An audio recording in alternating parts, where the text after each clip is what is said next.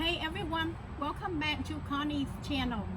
Today I am going to show you how to cut the stalk of the orchids when the flower all fall off, and how to pot them with all the mixing, the soil, and how to nurture them. And this is what you need to get. This is my favorite. It's called Orchid potting mix, and it just bark.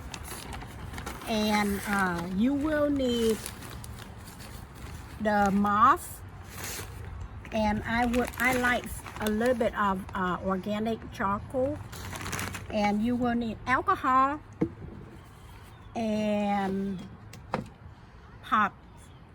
So before you do that, this is my garden scissor, but I want to make sure you sterilize all the scissors before you cut, and also sterilize the pot,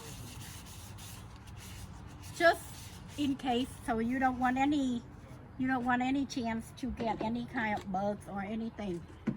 So this is the one that I am going to show you. My dog had knocked it down and it fell off. It broke the whole stem. You want, like, okay, you want to make sure here is the real stalk, and here is the stalk. You see that notch? So you want to cut it about this much above the first notch. So this one had that first notch right there. So I am going to cut it to this way, this much, okay? I have a lot of people ask me how short or how close to the root can they cut. From my experience having orchid for years, I like to cut the stalk down to that much. So when they start growing a new stalk, the flower will be bigger and more beautiful than the one you actually buy at the store. So I am going to pop. This one is it's old. It's probably 3 or 4 years old. So look, and I'm going to cut the root. I'm going to take this off and break it, because the soil of this has been a little bit too old. It's been like 3 or 4 years old. You can see all the root, that the stalk that I had cut them before. So 1, 2, and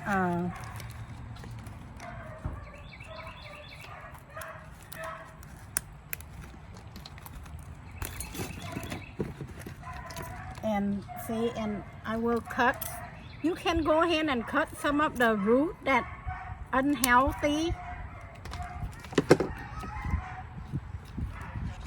and then I will just mix a little bit of bark, a little bit of moss, just a tiny little bitty of charcoal, and I mix them up. You want to mix them up real good, and then see, here still have some root that need to be cut. Like, you can cut the rotten root.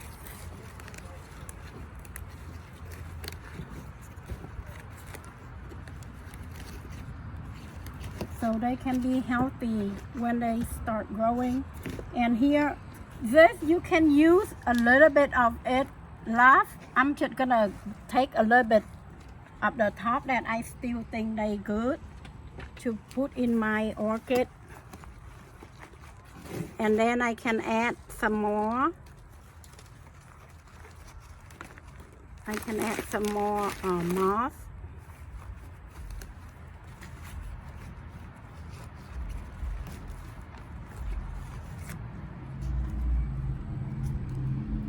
There you go, and then you kind of just, once you get a little bit of water and put it in and let it drain for, you know, a minute. And this one, you can save it. I like to save them for my smaller orchid. That's it. And you just water them once a week, about half a cup to a cup once a week, and leave them in a cool place with sunlight. And let me show you this. This is my tiny baby orchid. Look, I was gonna wait until the flower fall off so I can cut the stalk, but I guess it really like the spot that I have inside the house, so therefore it keep growing and growing, so I couldn't cut it. I'm just gonna let it grow, have more flower, more bloom. And this one, I should make that. And look, I should make this today. You can add anything with your orchid. You can add and mix anything with orchids. And this is my favorite, the fern. It's called exotic fern something. I really don't know that it's exotic fern. And this one I was thinking about adding an aloe vera plant, but I haven't done it. And you can add cactus, you can add fern, you can add ivy, anything. And this one right here is a yellow. See, my favorite is white orchid, but you remember the video before I show you, it was already, the stalk was already long, but my dog Chanel, she knocked them down, so they broke, and I didn't cut the stalk, so another stalk grow from the old stalk. That's why the flower are not big. So if you cut the stalk all the way down like I showed you earlier, when it have another stalk or two, the flower will be this big. The flower will bloom bigger for some reason, because it have more nutrition that come out from the root, from the plant, instead of from the stalk, the original stalk. Alrighty, thank you so much. And this is my last video for the orchids. Thank you. Goodbye.